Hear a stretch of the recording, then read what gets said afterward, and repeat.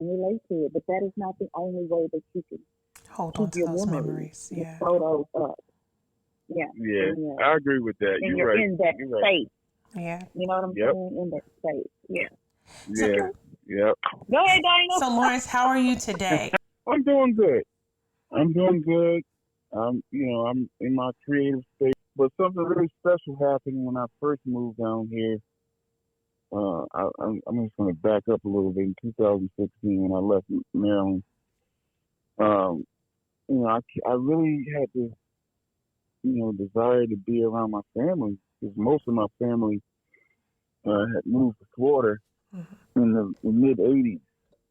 My parents, um, three of my siblings, Mm-hmm. and so I came. I came here and I was like, man, my nieces and my nephews were growing up, and I really didn't get Mm-hmm. a chance to be around them. So I had this longing just to be around them. Yeah.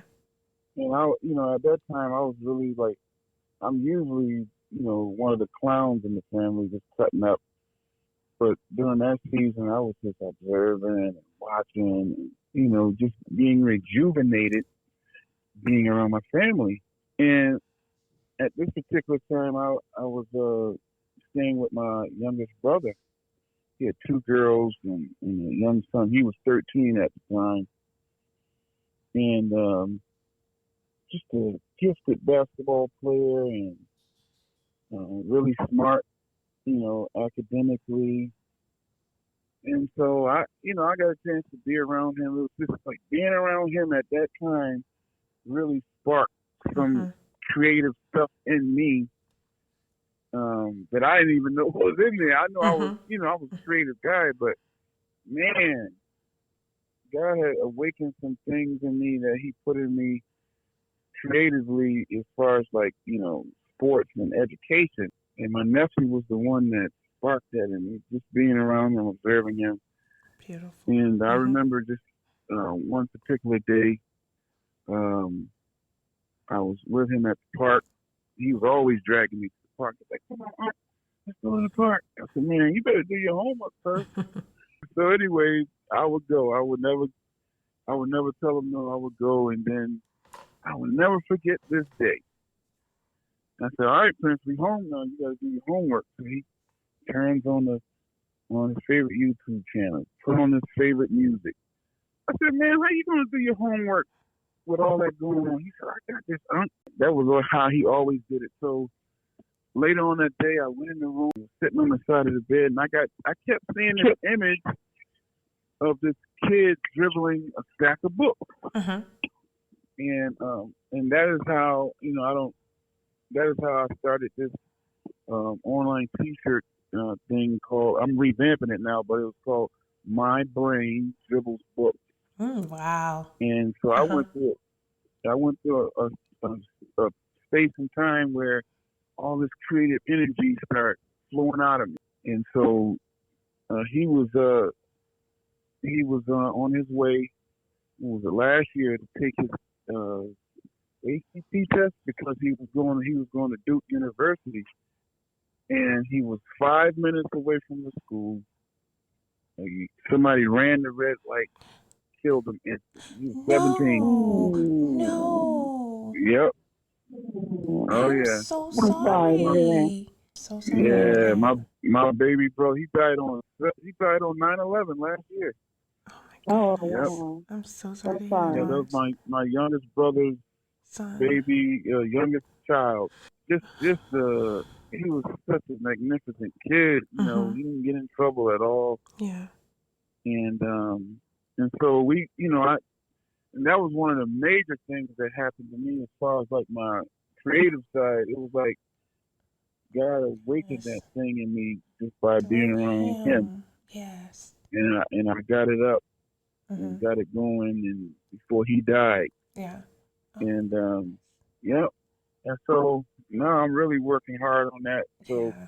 In his that's one of the honor. Yeah. things that really keeps me going. I'm working on that, and going to be working on a nonprofit, Mm-hmm. organization pertaining to that.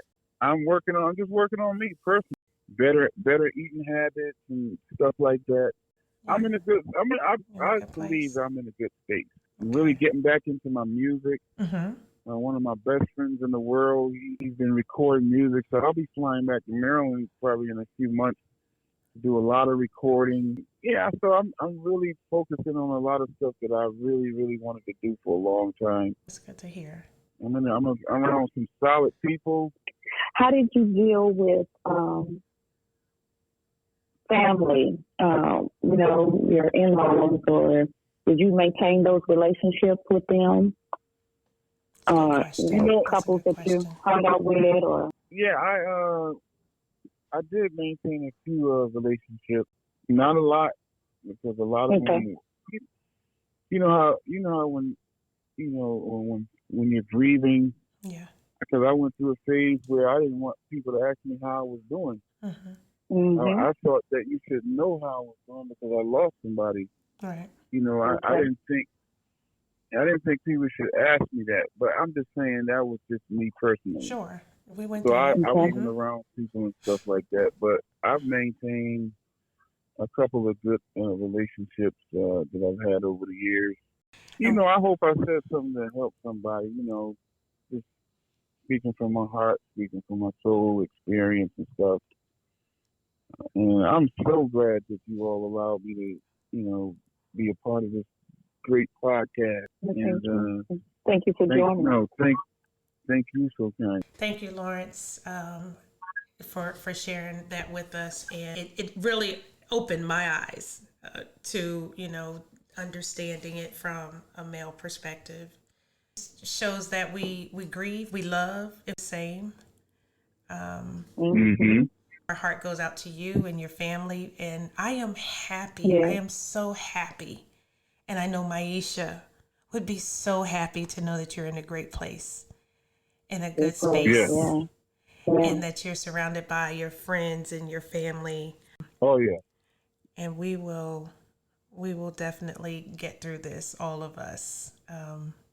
Oh yeah. Day by day, day by day. Yes, we will. That's right. This is That's right. Yes, indeed. This is wonderful that you all are doing this, because it really helps people to open up Right.